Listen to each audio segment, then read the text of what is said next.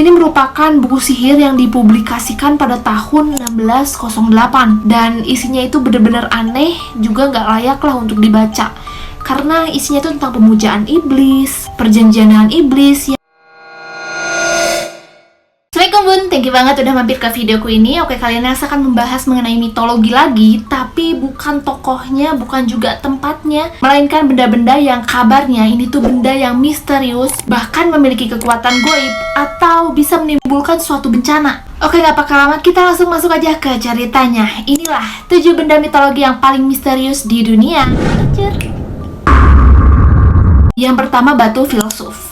Kemungkinan batu ini adalah benda yang paling dicari sama orang-orang yang nyari harta karun. Karena konon katanya batu ini bisa mengubah logam menjadi emas. Misalnya ada besi, nah besi itu bisa berubah menjadi emas. Selain itu, orang yang memegang batu tersebut memiliki keahlian untuk melihat orang yang sudah mati. Selama berabad-abad yang lalu, ini batu tuh bener-bener dicari banget nih sama orang-orang filsuf, terutama orang-orang yang sering mencari harta karun. Dan katanya adapun orang-orang yang memiliki batu tersebut ialah Nicolas Flamel, Vulcanelli hingga manusia abadi, dan Nikon Saint-Germain. Yang kedua, Book of Thoth atau buku Thoth merupakan salah satu kisah mitologi yang berasal dari Mesir kuno. Konon buku ini tuh ditulis oleh dewa pengetahuan bangsa Mesir kuno yang berisikan semua misteri tentang Mesir kuno. Jadi kalau ada orang nih yang membaca buku tersebut, maka orang itu tuh akan menguasai segala ilmu. Tapi hati-hati, ada kutukan bagi seseorang yang menemukan buku tersebut. Adapun kisah yang mengenai buku tersebut, yaitu zaman dahulu ada pangeran dari Mesir kuno yang bernama Setna, yang merupakan putra dari Ramses yang mencari buku ini di makam seorang pangeran Mesir yang sebelumnya itu mati karena kutukan buku tersebut. Namanya Nefrekeptah, dia tuh anak dari Amenhotep. Karena saking penasarannya sama buku ini, dia tuh nyari kemana-mana dan alhasil ketemu. Namun di malam hari, dia tuh mendapatkan sebuah mimpi nih tentang kematiannya pangeran yang sebelumnya bersama dengan istri dan juga anak-anaknya. Di situ dia merasa bahwa itu adalah sebuah peringatan bagi dia. Maka dari itu dia nggak jadi nih ngebuka buku itu. Alhasil buku itu langsung dikembalikan dan hingga saat ini buku itu tidak pernah ditemukan kembali.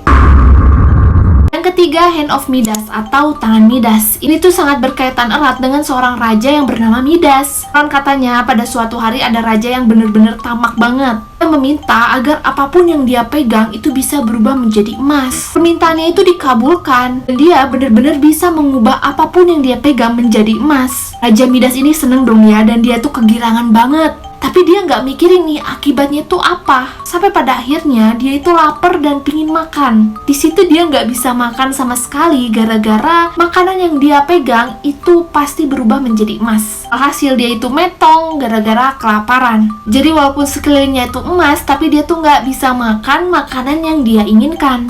Adapun versi Raja Midas lainnya, yaitu setelah dia bisa mengubah semua benda itu menjadi emas dan dia itu kan gak bisa makan, nah dia meminta kembali nih untuk mengembalikan tangan dia yang dulu gitu, supaya tidak memiliki kekuatan itu lagi. Permintaannya itu dikabulkan, tapi dengan satu syarat. Dia harus mencuci tangannya di sungai Paktolus, yaitu sebuah sungai yang mengalir di wilayah Turki.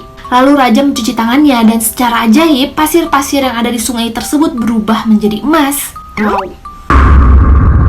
Yang keempat, Elixir of Life. Ya, ini semacam ramuan yang benar-benar ajaib banget. Karena kalau misalnya nih kita minum ramuan tersebut, itu kita bakalan bisa mendapatkan suatu keabadian. Bisa awet muda dan juga berumur panjang.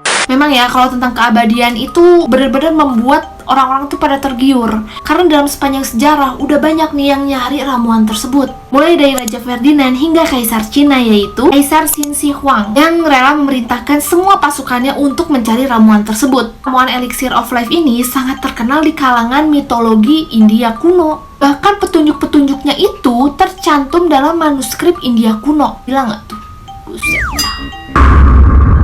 Yang kelima, lampu ajaib. Ini tuh kayaknya udah populer banget deh kalau di kalangan Indonesia, karena banyak banget terdapat di novel-novel, film-film, atau bahkan di iklan TV pun ada gitu ya. Lampu ajaib ini terdapat dalam kisah 1001 Malam, yang mana hiduplah seorang pemuda miskin yang bernama Aladin. Nah, suatu hari ada seseorang yang datang ke Aladin dan mengaku menjadi pamannya. Lalu ia mengajak Aladin untuk mencari uang, ceritanya kayak begitu. Tapi ternyata cowok itu adalah penyihir jahat yang meminta agar Aladin itu mengambilkan lampu yang ada di dalam gua tersebut. Penyihir itu nggak bisa masuk gara-gara gua itu dijaga sama ular. Singkat cerita, Aladin itu bisa mengambil lampu tersebut tapi dia tuh nggak sengaja mengusap lampu itu sehingga keluarlah jin, dan jin itu malah mengabulkan permintaannya Aladin.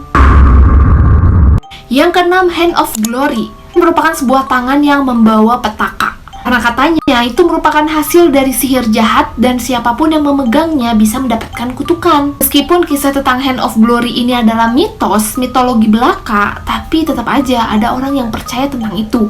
Bahkan ada sebuah buku yang mengajarkan langkah-langkah untuk membuat Hand of Glory. Buku ini merupakan buku sihir yang dipublikasikan pada tahun 1608 dan isinya itu benar-benar aneh, juga nggak layak lah untuk dibaca. Karena isinya itu tentang pemujaan iblis, perjanjian dengan iblis ya, atau semacamnya lah. Dan buku itu ditulis dengan Latin, sehingga bisa dipahami oleh siapapun. Yang ketujuh, Ring of Gyges. Siapapun yang memakai cincin itu maka akan memiliki kekuatan untuk menghilang. Ya, kisah ini tuh kayaknya banyak deh diceritakan di film-film juga ya kan. Konon katanya cincin ini tuh ditemukan oleh seorang filsuf ternama yang bernama Plato saat ia sedang mengembalakan dombanya. Pada saat itu terjadi suatu gempa yang sangat dahsyat. Ternyata guncangannya itu bisa membuat sebuah gua yang lokasinya nggak jauh dari pengembalaan dombanya si Plato ini. Terus Plato ini penasaran dan dia masuk ke gua tersebut. Ternyata ada mayat yang memakai cincin itu. Dia tahu tentang kekuatan cincin itu dan dia memakai cincin itu untuk membunuh seorang raja yang berkuasa pada saat itu. Nah, itulah kisah dari ketujuh benda misterius di dunia. Menurut kalian, kalau benda itu ada di dunia nyata, kalian pingin memiliki benda yang mana nih? Tulis di kolom komentar ya. Dan kalau kalian suka dengan video ini, jangan lupa untuk di like, komen, dan juga subscribe. Nyalain juga lonceng notifikasi supaya kalian gak ketinggalan video terbaru dari Acu. Oke, see you next video. Bye-bye. Assalamualaikum warahmatullahi wabarakatuh.